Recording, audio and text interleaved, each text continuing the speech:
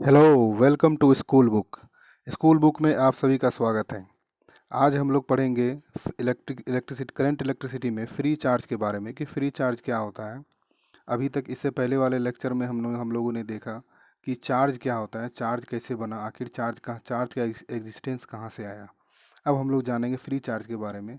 थोड़ा सा हम लोग क्लास 8 में अगर हम लोग के बारे में सोचे तो हम लोग देखते थे कि क्लास 8 में हम लोगों को सर बताते थे कि metals are the good conductor of electricity. But हम लोग को ये पता नहीं चलता था कि metal good conductor of electricity क्यों। अगर पूछा जाता तो फिर वो क्या बोला जाता था कि फ्री चार्ज मेटल्स में क्या होता है, फ्री चार्ज अवेलेबल होता है। ठीक है, बट हम लोग फ्री चार्ज के बारे में बहुत ही अच्छे से कॉन्सेप्ट क्लियर नहीं हो पाता था। तो इसीलिए आज हम लोग पढ़ेंगे फ्री चार्ज के बारे में। मेरा नाम है मनीष प्रकाश।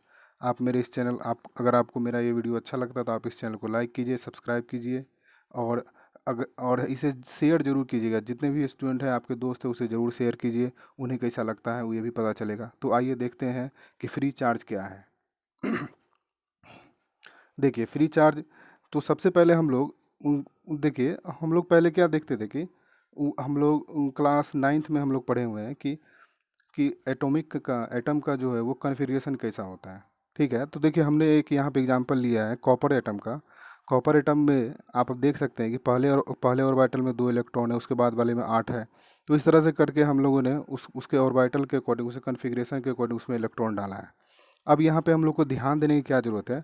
जो सबसे आउटर मोस्ट वाला जो इलेक्ट्रॉन है, यहाँ देखिए जो सबसे आउटर मोस्ट वाला जो इलेक्ट्रॉन है, ठीक है, आप उससे और इसके न्यूक्लियस का दोनों के बीच का डिस्टेंस आप देखिए, ध्यान से इसके डिस्टेंस देखिए।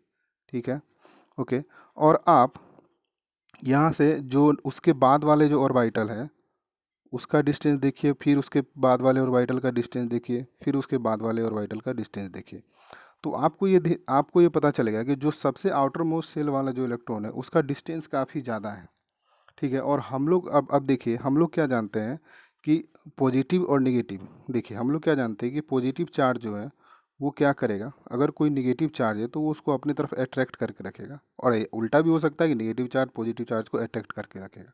बट इसमें एक का क्या खास बात होती है, कोई डिस्टेंस, अगर डिस्टेंस ज़्यादा है, अगर डिस्टेंस बढ़ेगा तो फोर्स का वैल्यू क्या हो जाएगा, घट जाएगा। जिस अट्रैक्शन के फोर्स से वो अट्रैक्ट कर रहा है, जिस अमाउंट से, वो क्या हो जाएगा, घट जाएगा। अब देखिए यहाँ क्या होता है, यहाँ मैं आपको बीच के ऑर्बिटल को हटा दे रहा हूँ। ठीक है, बीच वाला जो ऑर्बिटल, यहाँ देखिए ये मेरा बीच का न्यूक्लियस है जो पॉजिटिवली चार्ज है, और ये हमारा आ गया सबसे बाहर वाला, यहाँ आ गया मेरा वो वाला इलेक्ट्रॉन है। अब देखिए यहाँ पे वो वाला इलेक्ट्रॉन घूम रहा है। अब देखिए इसके चारों तरफ यहाँ पे मूव तो कर ही रहा है, बट इसमें एक का खास क्या बात क्या है कि डिस्टेंस ज़्यादा होने के कारण ये उतना ज़्यादा जो इसका न्यूक्लियस है वो उतना ज़्यादा फोर्स नहीं लगा पाता है।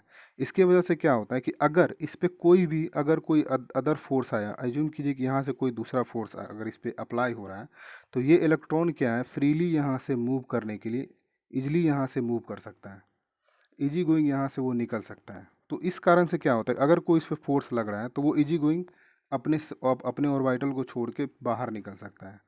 और यही यही इसी प्रॉपर्टी के कारण हम लोग बोलते हैं इसको कि ये फ्री चार्ज है।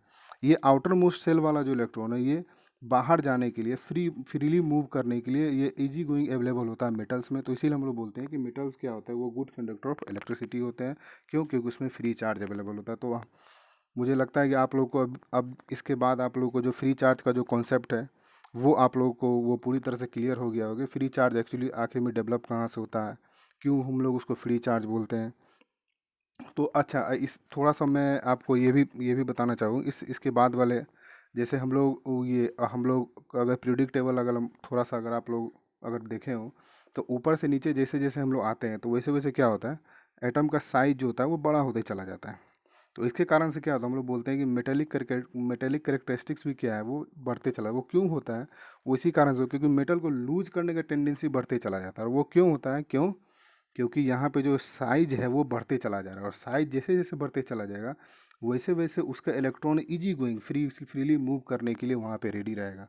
तो मुझे उम्मीद है कि आप लोगों को ये फ्री चार्ज के बारे में पूरी तरह समझ में आया होगा। और अगर अगर आप लोग को मेरा लेक्चर अच्छा लगता है तो आप इसे लाइक कीजिए, सब्सक्राइब कीजिए।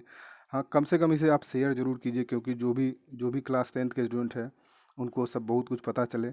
और हाँ, आप लोग हमेशा इस बात को ध्यान रखिए कि मैं एक दो लेक्चर बाद में कुछ बुक्स को आप लोगों के लिए रिकमेंड करूँगा।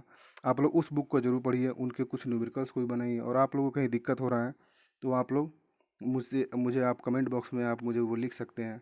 ठीक है, जो भी क्वेश्चन है आप क्वेश्चन नंबर भी डाल दीजिए या पिक्चर भी खींच के डाल सकते हैं, मैं ज़रूर उसका आंसर दूंगा। और इसके लिए बहुत बहुत धन्यवाद।